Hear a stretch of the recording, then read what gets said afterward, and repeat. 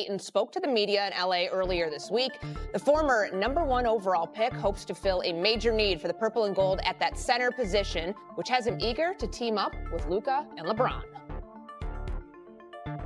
They both averaged about 9 assists over their career span, and just the type of players they create with their teammates. They turn them into superstars, and they make them bigger than their roles and make them very important on the floor as well. And just seeing that and finally getting the chance to go in and experience that would be big for me, and just get me back to my full form how I used to play. And just coming up and just being a part of the finals is those playmakers that I'm used to having around me that's leading to win. Okay, so we know the center position was obviously a huge need. The Lakers tried to fulfill it at the trade deadline. That fell through. They do it with DeAndre Ayton. They also re-sign Jackson Hayes. David, when you take a look at the expectations in Los Angeles, based on what they did in free agency, what is a fair and realistic place for them to be in 2025?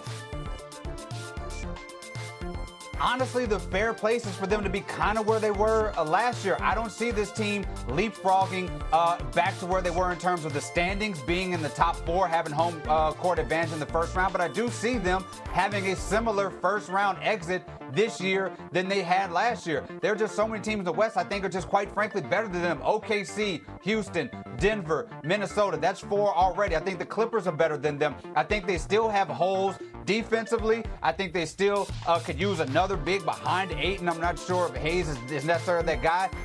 The only thing to me that would change the ceiling and how we look at this team is if Luka Doncic comes out and is top 3 player in the league, top 5 player, MVP like Luka Doncic, all-world type player, and we see the same guy that carried the Dallas Mavericks to the finals. If we get that guy, that raises the level of the ceiling for this Lakers team. But from what we have seen so far and just adding DeAndre Ayton, I see a very similar exit to them that I saw last season. Wendy, you've got the same 4 or 5 teams that are ahead of the Lakers in the West right now? Yeah, so for the first time in 23 years, a team that has LeBron James on it, the main focus of the team is not LeBron. When he was a rookie, he was the main focus. 10th year, 17th year, 22nd year, he was the focus. That's not the case. And so for the Lakers to rise above where they were last year, you're not expecting it to come from LeBron. LeBron was a second team All-NBA player as a 40-year-old. That's not going to increase. What you're looking for is Luka. The team is building around Luka.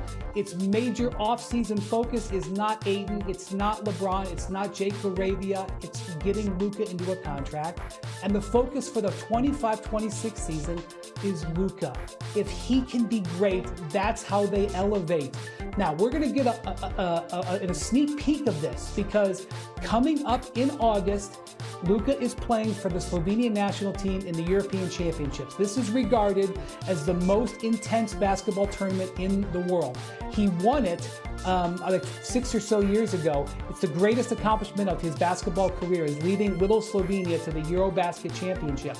We're going to get an idea of where Luka is physically and where he is mentally. We're going to be able to watch him in August and September, and we're going to have a better idea then of what the Lakers are going to be.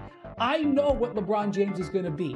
He's going to report in shape, ready to play, ready to produce. He's probably going to average 25, 7, and 7 because that's who he is. But that is not enough to elevate the Lakers for more than what they were. Luka winning an MVP, which is something that we have really thought was going to happen for the last couple of years, but hasn't, that takes the Lakers to the next level. And we know JJ Redick will be watching that closely. The comments about everybody showing up in shape felt kind of pointed towards one player in particular. I want to stay in the state of California here. The Warriors haven't done anything. Only team right now in the NBA to not make a singular move in free agency. We're in this weird holding pattern. Are they going to trade Jonathan Kuminga? Will it be a sign and trade? Whatever it is. Wendy, what do you make of the Warriors' lack of moves so far? I make nothing of it. First of all, the Warriors made one of the biggest trades of last season when they acquired Jimmy Butler for really a quality in terms of assets out, bringing him in. I know it was overshadowed that week by Luka getting traded, but Jimmy Butler, when that team was healthy before Steph got hurt, was very potent down the stretch of the season. So let's not forget that they have Jimmy Butler. Secondly, I expect them to make a couple of signings in the near future. I think they are very strongly in position to potentially sign Al Horford.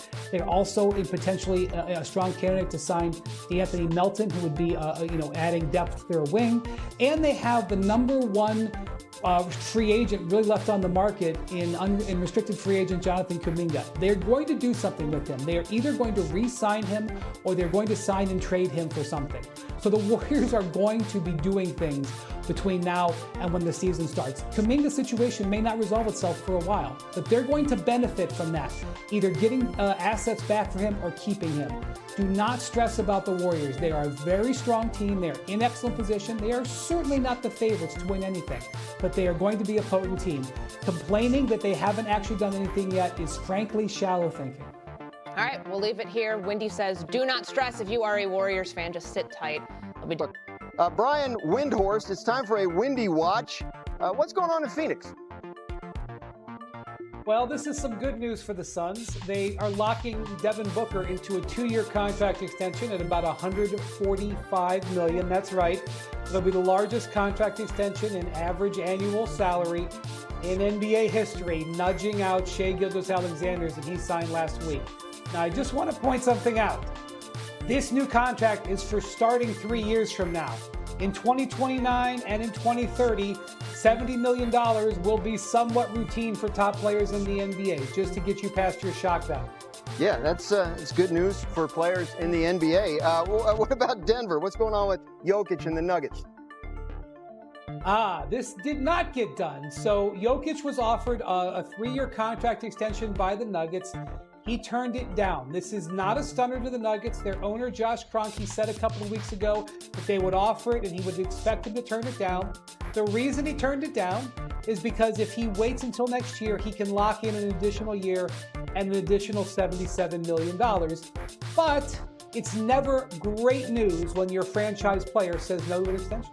Tim McMahon, what do you think about what's going on in Denver? Could we be looking at Jokic on a different team at some point? I mean, listen, you never say never, and I know people are going to, the Photoshop folks are going to have him in a Lakers uniform, maybe a Heat uniform. We can talk Clippers, so on and so forth. The simple fact of the matter, though, is I don't believe that Nikola Jokic is looking around and considering other possibilities. This is a pure financial play. As Wendy said, there's 77 million reasons for him not to sign this extension right now. That is an awful lot of reasons, and that makes an awful lot of sense. Wendy, one more. What updates do you have for us on LeBron and the Lakers? None. There is none. Right. There is no communication really between the Lakers and LeBron. He has picked up his option. The Lakers are expecting to see him in the fall. LeBron and his camp are still watching the Lakers off season. But I can't emphasize this enough, Dan. The Lakers' primary objective this offseason is not LeBron. It is Luka Doncic. He can sign a contract extension of up to 4 years.